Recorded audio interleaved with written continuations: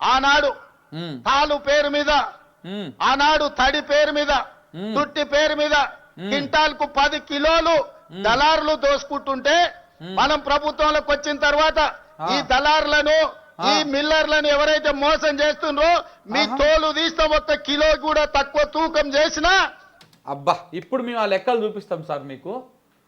ఇట్లా తరుగుడు తీసేటువంటి లెక్కలు మీకు లెక్కలతో సహా తీసేయమంటే తీసి చూపిస్తాము. ఇప్పుడు తోలు ఎవరు తోలు తీయాలి? మీ తోలు తీయాలనా, మీ ప్రభుత్వం తోలు తీయాలనా, వ్యవసాయ శాఖ మంత్రి తోలు తీయాలనా, బట్టి విక్రమార్క తోలు తీయాలనా, లేకపోతే నీ తోలు రేవంత్ రెడ్డి తోలు తీయాలనా, అధికారుల తోలు తీయాలనా? ఎవరిని తోలు తీస్తామని చెప్పేసి మీరు బెదిరించిర్రో ఎక్కడ కూడా తరుగు లేకుండా కొనుగోలు చేయలేదు. ప్రతి దగ్గర తరుగు తీసిర్రు. 10 క్వింటాల్ మీద 5 కిలోలు 10 కిలోలు ఇష్టం వచ్చినట్టు జోకిర్రు. మన్నటిదాకా చూసినాం కదా రోడ్ల మీద మా ఒడ్లు కొనుండు బుర్రు అని చెప్పేసి రోడ్ల మీదకి వచ్చి ధర్నాలు చేసిర్రు రైతులు.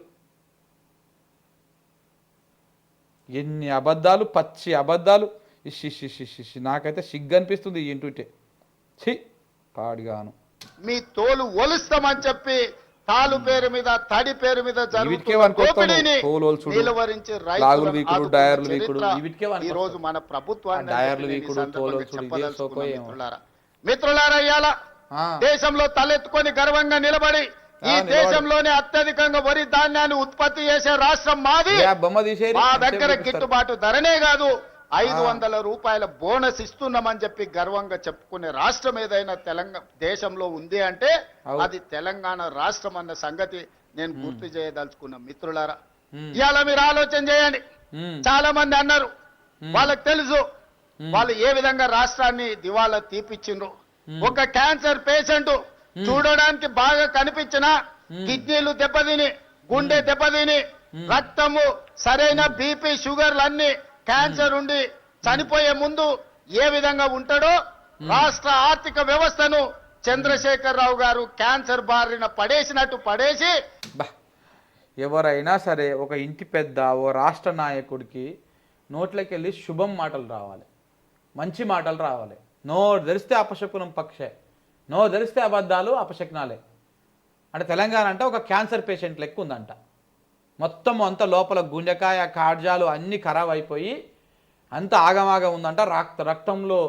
రక్తం కూడా ఖరాబ్ అయిందంట. బీపీ షుగర్లు కూడా ఆగమైనాయంట. ఒక క్యాన్సర్ పేషెంట్ లెక్క ఉందంట తెలంగాణ. మరి నీకు ఏం చెప్పాలి? ఇట్లా మాట్లాడితేనేమో కోపం వస్తుంది, మాటలు వస్తాయి. మళ్ళీ తెలంగాణ రాష్ట్రాన్ని క్యాన్సర్ పేషెంట్తో పోలుస్తావా నువ్వు? ఆ క్యాన్సర్ పేషెంట్కే కదా మరి వాళ్ళు ముఖ్యమంత్రివి. నీకు కూడా క్యాన్సర్ ఉన్నట్టే కదా, లెక్క నీకు కూడా రోగం ఉన్నట్టే కదా. ఏం దిక్కుమాలిన పోలికలో, ఏం దిక్కుమాలిన కథను. 8,29,000 కోట్ల రూపాయలతో మాకు అప్పచెప్పిండు. మిత్రులారా ఆనాడు ధనిక ఏంటి చంద్రశేఖరరావు గారు క్యాన్సర్ బారిన పడేసినట్టు పడేసి 8,29,000 కోట్ల రూపాయలతో మాకు అప్పచెప్పిండు. మిత్రులారా అయిపోయి వీళ్ళు తెచ్చినటువంటి 1,79,000 కోట్ల రూపాయల అప్పులు కూడా కేసీఆర్ ఖాతాలో వేసేసిండు. సిగ్గు అనిపిస్తలేదు సార్ మీకు కొంచెం అన్నా? గిత్తతనన్నా 0.5% అన్నా? మొన్నటిదాకా 4 లక్షల కోట్లు అంటిది, తర్వాత 5 లక్షల కోట్లు అంటిది, 6 లక్షల కోట్లు అంటిది, 7 లక్షల కోట్లకు మించి ఎప్పుడు మాట్లాడలేదు. ఇప్పుడు 8,78,000 కోట్లు అని చెప్పేసి ఇప్పుడు మాట్లాడుతూ ఉన్నాడు. అంటే మీరు తెచ్చినప్పుడు కూడా ఆయన ఖాతాలను వేస్తున్నావు పాపం. ఏం ముఖ్యమంత్రి అయింది నువ్వు అసలు? వామ్మో గిన్ని అబద్ధాలు మాట్లాడుతోని, గింత పచ్చి పట్టపగటిల అబద్ధాలు మాట్లాడుతోని నిన్నే చూస్తున్నాం మేము. తెలంగాణ చరిత్రలో నిన్ను మించినోడు లేడు ఇక అబద్ధాలు ఆడడం వల్ల. నీకు గిన్నిస్ బుక్ కాదు కదా, ఆస్కర్ అవార్డు లాంటిది ఒక భాస్కర్ అవార్డు ఇవ్వాలి నీకు, అప్పుడు కానీ సరిపోతుంది. 8 లక్షల కోట్ల అప్ప అంట చూడండి ఒకసారి వెనక కొంత. మళ్ళా ఈ సుభాషితాలు మళ్ళా వినాలి. క్యాన్సర్ ఉండి చనిపోయే ముందు ఏ విధంగా ఉంటాడో రాష్ట్ర ఆర్థిక వ్యవస్థను చంద్రశేఖరరావు గారు క్యాన్సర్ బారిన పడేసినట్టు పడేసి 8,29,000 కోట్ల రూపాయలతో మాకు అప్పచెప్పిండు. మిత్రులారా ఆనాడు ధనిక రాష్ట్రం 16,000 కోట్ల రూపాయల మిగులు బడ్జెట్ తోని అప్పచెప్తే 10 ఏళ్లలో 8 లక్షల కోట్ల రూపాయల అప్పు చేశాడు. ఇవాళ వాళ్ళు గొప్పలు చెప్తున్నారు. అయిపోయి 5 లక్షల కోట్ల నుంచి 8 లక్షల కోట్లకు వేసేసారు. వీళ్ళు చేసిన అప్పు కూడా కేసీఆర్ ఖాతాలో వేసారు. ఆయన శని మామ, శకుని మామ, అల్లుడేమో శనీశ్వర అల్లుడు ఇవాళ మాట్లాడుతున్నాడు. శకుని మామకు తగ్గట్టు శనీశ్వరపు అల్లుడు జమైండు. ఇవాళ మీరేం చేసిండ్రయ్యా రైతులకు అంటున్నాడు. ఆనాడు రైతు భరోసా ఇవ్వాలంటే కోకపేటలో భూములు అమ్మిండు. రైతు రుణమాఫీ చెయ్యాలంటే ఔటర్ రింగ్ రోడ్డును తెగనమ్మిండు. రైతుల పేర్ల మీద అప్పులు చేసిండు, రైతుల పేరు మీద దోపిడీ చేసిండు, రైతులకు నీళ్లు ఇస్తున్నాని కాళేశ్వరం పేరు మీద. ఇంకా నువ్వు ఇన్ని చెప్పినావు కదా, కేసీఆర్ ఏం చేసిండో తెలియదు. కేసీఆర్ అప్పు తెచ్చిండా, సప్పు తెచ్చిండా, లేకపోతే ఇంకేం చేసిండో తెలియదు. కానీ కేసీఆర్ రైతుల విషయంలో మాత్రం వెనకకు పోలే. ఇది ఎవరిని అడిగినా చెప్తారు. మీ కాంగ్రెస్ సన్నాసులు తప్ప. ఎందుకంటే తిని నియత లేనటువంటి సన్నాసులు మీ వాళ్ళు. కడుపు నిండా తింటారు, తిని నియత లేకుండా మాట్లాడేటువంటి వాళ్ళు మీ వాళ్ళు. సో కాబట్టి మీరు తప్ప బీజేపీ వాళ్ళు ఆడేటి ఉన్నారు తప్ప నిక్కచ్చనటువంటి రైతు ఏ రైతు దగ్గరికి పోయినా కానీ కేసీఆర్ ఉన్నప్పుడు మంచిగా ఉందా, మీరున్నప్పుడు కాంగ్రెస్ వాళ్ళు ఉన్నప్పుడు మంచిగా ఉందా అంటే ఆ రైతు చెప్తాడు. కేసీఆర్ ఉన్నప్పుడు నీళ్ళకు కొదవ లేకుండే, కరెంటుకు కొదవ లేకుండే, పండించిన పంట కొనుగోలు చేయడానికి కొదవ లేకుండే, ఇట్లాంటి పంచాయతీలు ఉండకపోతుండే.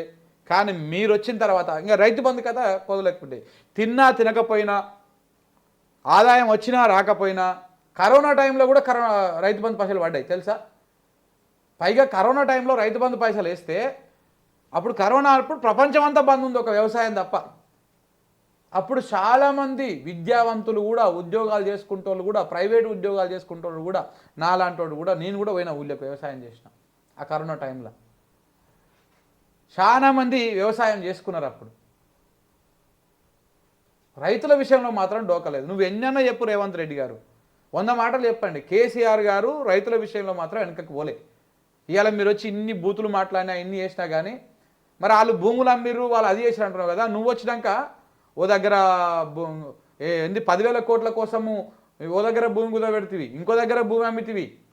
మీరు వచ్చినాక ఎన్ని ప్రభుత్వ భూములు అమ్మిర్రు లెక్కలు తీదామా? ఎన్నిటికీ ఎలా వేసారు లెక్కలు తీదామా?